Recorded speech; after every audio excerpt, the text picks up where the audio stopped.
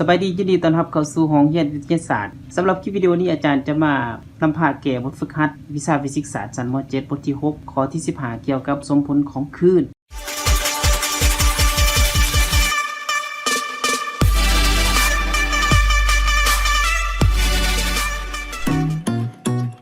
สำหรับการแก้บทฝึกหัดนี้มีข้อคำนึงอยู่4ข้อเนาะหลักๆอันที่1คือให้เฮาอ่านบทโจทย์ให้มันเข้าใจก่อนอันที่2วิเคราะห์บทโจทย์แล้วก็เขียนสิ่งที่ฮู้ออกมาอันที่3ให้เฮาคิดหาว่า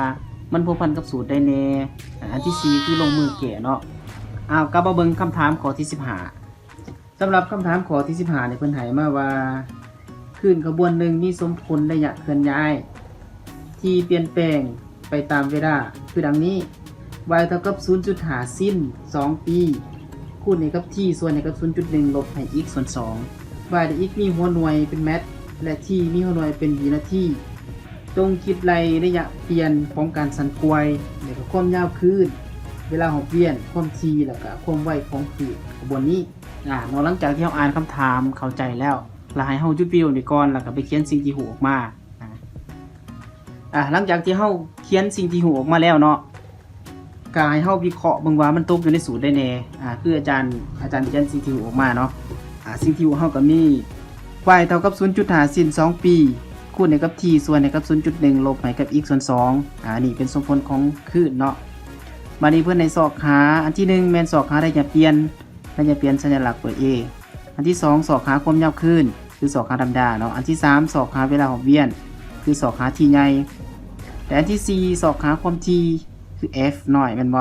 อันที่5สอกหาความไวเนาะหลังจากที่เฮาเขียนสิ่งที่หูออกมาแบบนี้แล้ว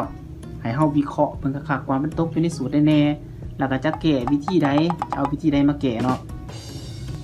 หลังจากที่เฮาวิเคราะห์แล้วว่าเฮาจะแก้วิธีนี้แล้วก็ตกอยู่ในสูตรนี้ให้เฮาเขียนออกมาละเอียดเนาะ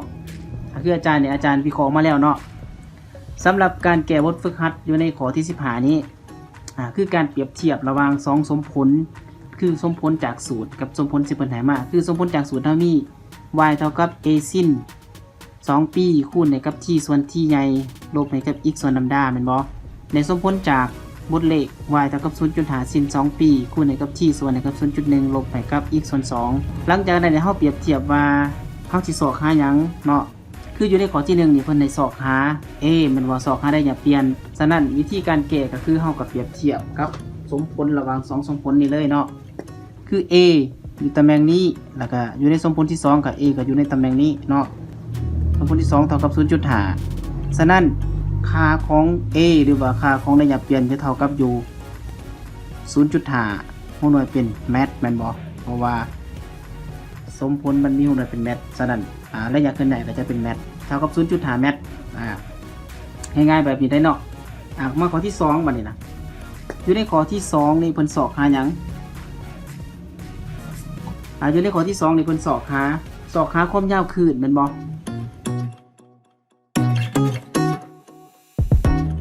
ในการสอกหาความยาวคลื่นนี่เฮาสิสอกหาจากไส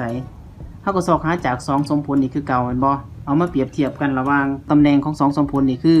ความยาวคลื่น x ส่วนกับลำดากับ x ส่วน2แม่นบ่เฮาก็จะเอา2สมผลนี้มาเท่ากันเนาะเอา x ส่วนกับลำดาเท่ากับ x ส่วนกับ2ฉะนั้นทอนเอาลำดาก็จะได้อยู่ลำดาเท่ากับ2เมตรแม่นบ่หัวหน่วยเป็นเมตรเนาะลำดาเท่ากับ2เมตรมานี่ข้อต่อมาข้อที่3นี่เพิ่นสอกหาหยังสอกหาเวลาหอบเวียนสอกหาเวลาหอบเวียนคือที่ใหญ่ในการสอกหาเวลาหอบเวียนก็คือกันกับการสอกหาลำดาเนาะเอามาเปรียบเทียบกัน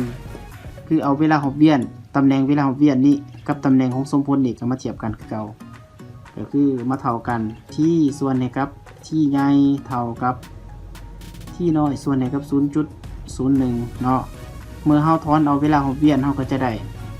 เวลาหอบเวียนเท่ากับ 0.01 วินาทีเนาะหัวหน่วยเป็นวินาทีขออภัยเนาะถ้าว่ามันบ่ชัดเจนปานใดมาที่ข้อที่4สำหรับข้อที่4นี่สอกหาหยังข้อที่4นี่สอกหาความถี่มันบ่สอกหาความถี่คือสอกหา x หน่อยความถี่ที่เฮาสิสอกหาจากไส ความที่เฮามีสูตรแม่น f จะเท่ากับ1ส่วนให้กับ t แม่นบ่ฉะนั้น t เท่ากับอยู่ 0.1 แสดงว่า1ส่วนกับ 0.1 0.01 เนาะขออภัยเนาะ t เท่ากับ 0.01 ฉะนั้นเฮาถอนเนาะเฮาก็จะได้อยู่ f เท่ากับ100 เฮิรตซ์แม่นบ่ f มี100เป็นเฮิรตซ์เนาะความ t มี100เป็นเฮิรตซ์เนาะหลังจากนั้นสอบหาข้อสุดท้ายก็คือความไวแม่นบ่ข้อที่5ข้อที่5สอบหาความไวอยู่ในการสอบหาความไวดีเฮาสอบหาได้จากไสความไวมีสูตรเท่ากับดัมดาส่วนให้กับ t แม่นบ่แต่ว่า t เท่ากับ1ส่วน f ฉะนั้นความไวก็จะเท่ากับอยู่ดัมดาคูณให้กับ f แม่นบ่ฉะนั้นดัมดาเท่ากับอยู่2เนาะดัมดาเท่ากับ2คูณให้กับ f เท่ากับอยู่100ดังนั้นความไวเฮาก็จึงได้อยู่200เมตรต่อวินาทีสำหรับข้อที่15ก็เบิดเพียงเท่านี้เนาะใครที่ยังบ่ทันเข้าใจบนใดก็สามารถคอมเมนต์มาถามอาจารย์ได้เนาะและที่ลึกลับอยู่ในข้อที่15นี้อาจารย์อยากให้ทุกคนเข้าใจง่ายๆเนาะวิธีการแก้ให้เฮาเปรียบเทียบระหว่าง2สมผลที่เพิ่นให้มากับสมผลจากสูตรที่เฮามีอยู่เนาะเปรียบเทียบกันแล้วก็สอบหาตามที่เพิ่นต้องการรู้อยู่ในข้อที่15นี้สำหรับคลิปวิดีโอนี้ก็จบเพียงเท่านี้เนาะถ้าว่าผู้ใดที่มีคำถามสามารถแชทถามหรือว่าคอมเมนต์ถามจากใต้คลิปวิดีโอนี้ก็ได้เนาะสุดท้ายนี้ขอขอบใจเมื่อทุกคนที่เข้ามาเบิ่งคลิปวิดีโอนี้จนจบเนาะถ้าว่าอยากเบิ่งวิดีโอหรือว่าเบิ่งเทคนิคในการแก้เลขแก้ฟิสิกส์แก้บทฝึกหัดในฟิสิกส์ก็สามารถกดติดตามกดไลค์กดแชร์เพื่อเป็นกำลังใจให้กันในการให้คลิปวิดีโอในครั้งต่อไป